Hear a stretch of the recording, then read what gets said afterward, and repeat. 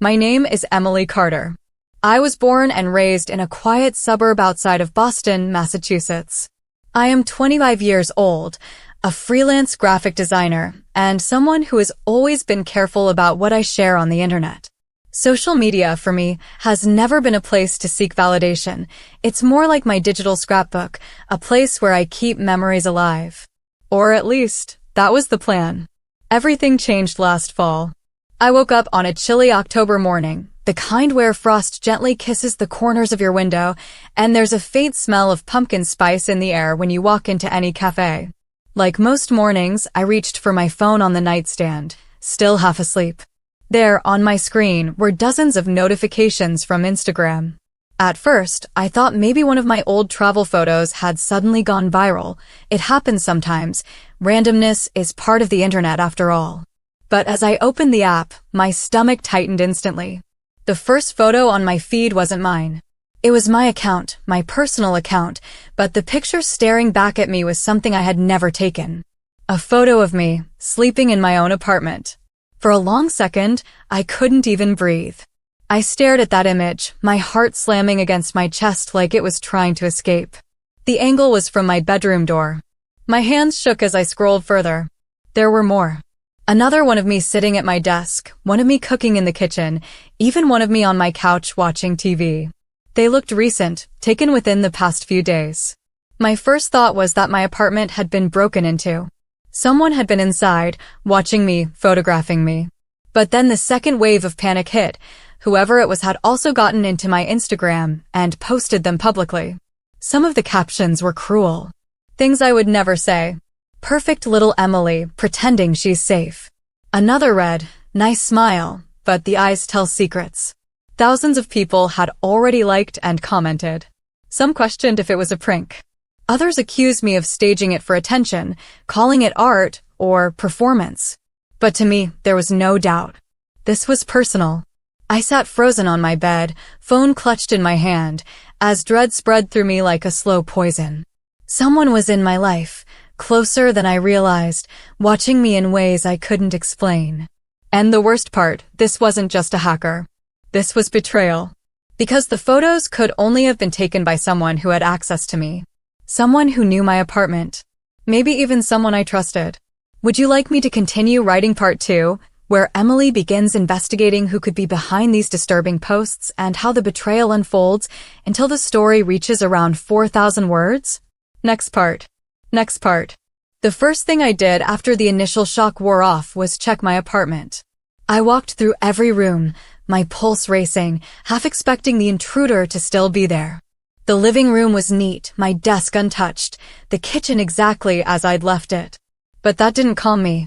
If someone had been inside, they were careful. Too careful. I opened the closet, checked under the bed, and even pulled back the shower curtain in my bathroom like some cliché scene out of a horror movie. Nothing. No sign of forced entry, no broken locks. My apartment was as ordinary as ever, except for the invisible fact that it wasn't safe anymore. I sank against the wall in my bedroom, trying to think logically, something I've always been good at. Someone had taken those photos. Someone had access to my apartment. But who? 3 names came to mind immediately. Rachel, my roommate from sophomore year of college. We'd reconnected recently, and she'd spent a few nights on my couch while job hunting in Boston. She knew my apartment well. Nathan, my ex-boyfriend. He wasn't dangerous, but he was obsessive. Our relationship had ended 8 months ago, his decision, oddly enough, but it hadn't stayed clean. A few late-night texts, passive-aggressive comments. He had been here many times before. Sophie, my neighbor across the hall. Sweet, shy, the type that brought me cookies when I first moved in. We'd become friends. Sometimes she borrowed sugar or wine glasses. She had a spare key for emergencies. The thought twisted my stomach. Could Sophie? I shook my head. No, she wasn't like that. Before spiraling deeper into paranoia, I did the logical thing. I reported my account to Instagram support, flagged the posts, and changed my password. Then I called the police. Explaining it out loud made me realize how insane it all sounded. Hi, someone is breaking into my apartment not to steal, but to take creepy photos of me and post them on my social media. The officer on the phone was polite, but I caught the hesitation in his voice. He took down my statement and promised a patrol car would swing by. Still, hours passed. My phone buzzed constantly with people messaging me. "What is going on, Emily? Is this performance art? Are you okay?" I wanted to scream. By afternoon, half the posts had been taken down thanks to reports, but new ones appeared. This time, they weren't even photos, they were videos. Short clips, grainy, like surveillance camera footage. One showed me pouring coffee in the morning. Another, me brushing my hair in front of a mirror. I whispered into the empty room, "How?" My mind raced. There must be cameras inside. Someone planted something here. I grabbed a flashlight and began searching. It took me nearly an hour, but eventually I found the first one. A pinhole-sized lens tucked neatly inside the smoke detector above my couch. My hands went cold, and the caption on the newest post confirmed my nightmares. "You can hide, but I'll always see you." For a long moment, I just stood there, staring at the smoke detector as if it had personally betrayed me. The tiny black lens reflected the faint light from my flashlight. My entire body shook with the realization I hadn't just been careless with my online security. Someone had physically infiltrated my life. Pulling a chair beneath the detector, I yanked it out of the ceiling and stuffed it into a shoebox. Then I went from room to room, searching frantically, moving furniture, crawling on my knees with the flashlight tucked under my chin. And I found them. More than one. A camera hidden in the corner of my bookshelf, disguised as a decorative screw. Another, planted inside the vent above my kitchen stove. A final one, the worst of all, inside the nightstand lamp right next to my bed. My throat tightened. Every moment I had spent here laughing with friends, crying alone, singing aloud when no one was watching, it had all been recorded. I wanted to run. To leave the apartment immediately. But then the reality struck me. My entire life was still inside these walls. My laptop, my files for work, photos of my family, personal journals. This was supposed to be my safe space. Instead, it was a stage. And the audience was someone I didn't know, or maybe someone I knew all too well. I grabbed my phone and called the police again. This time, my voice was steadier, but filled with anger. I've found surveillance equipment in my apartment. Cameras. Whoever broke and planted them here. I need someone now. The dispatcher assured me an officer would be sent, but when I hung up, I knew I couldn't just sit around and wait. My fight or flight instincts had shifted entirely to fight. I opened my laptop and logged onto my account again, scrolling through the disturbing posts. The captions were taunts, each one sharper than the last. "You smile too much when you're alone. You don't know how well I know you." And "The night is my favorite show." That last one made my skin crawl. Whoever this was, they weren't just an intruder. They saw this as some sort of performance, with me as their unwilling star. That night, around 8 p.m., a knock rattled against my door. Not a gentle neighborly knock, but 3 hard thuds. I froze. "Police," a voice called. Solid, firm. Relief washed over me as I opened the door and found 2 uniformed officers standing in the hallway. They stepped inside, asked me to show them the cameras, took photos, and collected the devices as evidence. One of the officers, a man named Detective Harris, looked more serious than the other. His eyes scanned my apartment carefully, his jaw tight. "We'll need to dust your place for prints," he explained. "Do you have any recent visitors who might have had extended access here?" The names rose again in my throat, Rachel. Nathan. Sophie. But saying them aloud felt like betrayal. Still, I forced myself to answer. 3. Possibly. But I don't want to accuse anyone without proof. He wrote their names down. "We'll look into it. In the meantime, you should stay somewhere safe tonight. Hotels, a friend's place. Your apartment is a crime scene now." I nodded. But in my heart, I knew this was just the beginning. Whoever had done this wasn't going to stop. Not until I found them. Or until they wanted me to find them. That night, I checked into a small hotel in downtown Boston. It wasn't fancy, just one of those quiet places tucked near the financial district where business travelers usually stayed. The kind of place where anonymity felt natural. I sat on the edge of the stiff bed, staring at my phone. The officers had promised to update me if they found anything, but I couldn't shake the paranoia clinging to me.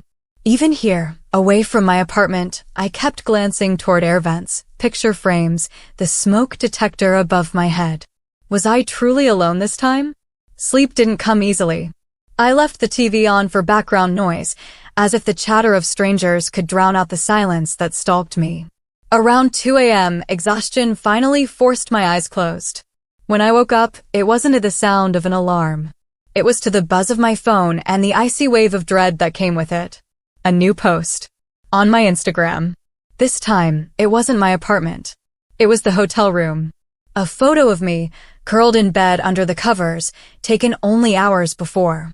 The caption read, "Running doesn't help. I'm always beside you." My chest constricted so tightly, I thought I might collapse. My hands fumbled as I threw the blankets off and sprinted to the bathroom mirror, half expecting to see some invisible mark on me, some proof I'd been touched, but I found nothing. Still, the proof was undeniable. I wasn't safe anywhere. I called Detective Harris immediately. My voice broke with terror. "They followed me here. They're still watching." He stayed calm. "Listen, Emily. This means two things. First, whoever this is, they're close. Too close. And second, they're escalating. We'll get a team over to you right away. Don't open the door for anyone but us." For 40 minutes, I sat shaking in that room, hugging my knees, waiting. Shadows stretched across the carpet as the sun began to rise. Every noise in the hall outside made me flinch. Finally, there was a knock. Police. Like before, it was Harris and his partner. They swept through the room, checking every inch for hidden devices. And sure enough, they found one. This time, in the corner of the room's smoke detector, once again. Someone had planted it before I even checked in. Which meant they knew ahead of time where I was going. Harris looked at me darkly. "This isn't random. You're being targeted by someone who knows your movements. Someone close enough to anticipate you." The circle of suspects closed even tighter in my head. Rachel, Nathan, Sophie. Each name felt heavier now. But the worst part? Whoever it was, they had access to more than my apartment. They had access to me. Detective Harris insisted I stay with a close friend while the investigation unfolded. So I called Rachel, my old roommate, and asked if I could crash at her place for a few days. She sounded supportive, almost too supportive. "Of course, Em. You'll be safe here, I promise." Her apartment was small but cozy, with old posters still taped to the walls from our college years. At first, the nostalgia felt comforting. But the unease never left. Whenever Rachel walked into the room, I caught myself studying her movements too closely. Was she acting normal? Or was this her performance? That first night, as she dozed on the couch while we watched reruns of Friends, I excused myself to the bathroom. It was then I noticed something strange: her Wi-Fi router. The name displayed wasn't the usual goofy titles she was known for, like Pretty Fly Free Wi-Fi or LAN of the Free. Instead, the network name was ICU_24. My blood ran cold. I returned to the living room, trying to mask the tremor in my voice. "Hey, Rach, when did you change your Wi-Fi name?" She blinked at me, surprised, then laughed it off nervously. "Oh, that? I didn't. My internet provider must have." Her phone buzzed on the coffee table. A notification flashed across the screen before she could snatch it up.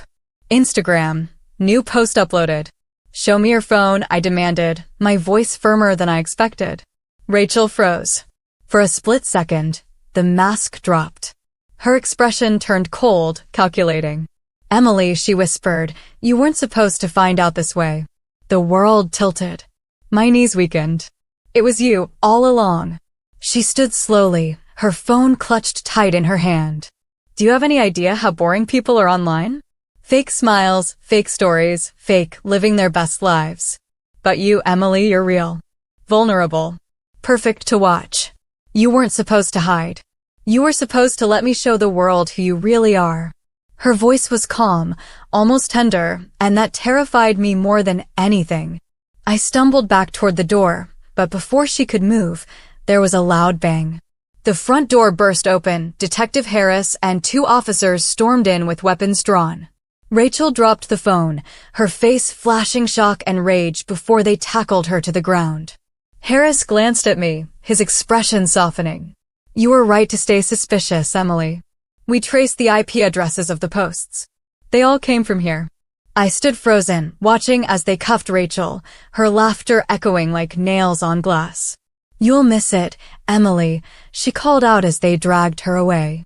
You'll miss being seen. For days, I couldn't shake her words. My apartment was cleared, the devices removed, passwords changed, locks replaced. On paper, I was safe again. But something lingered. Every time I passed a mirror, I wondered, was anyone still watching? Was Rachel really acting alone, or had she opened a door for others like her?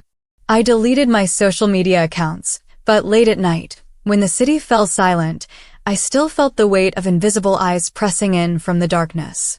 And sometimes, when I close my eyes, I swear I can still hear her whispering. You were my favorite show.